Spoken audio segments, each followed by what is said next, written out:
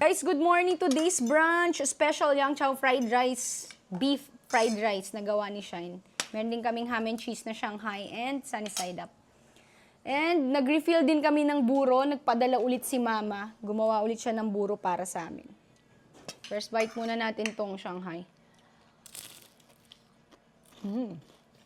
And rice.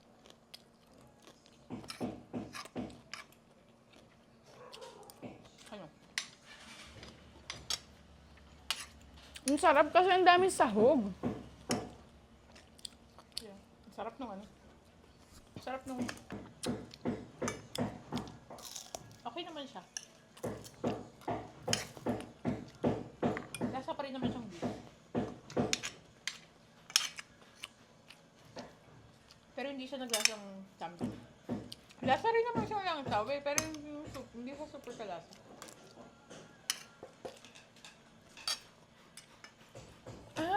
Buro. Kulang ng sesame oil.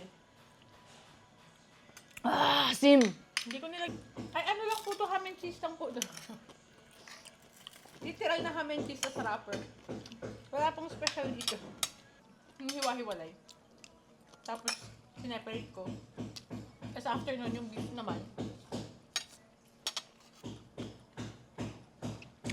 Giniling na beef ah. Tapos niluto ko lang, lagyan ko ng oyster sauce. Asim. Kita ko ng konting toyo. Tapos, nung okay, Liquid seasoning. liquid seasoning. Tapos naglagay rin ako ng konting salt. Kasi iba yung alat ng salt talaga eh.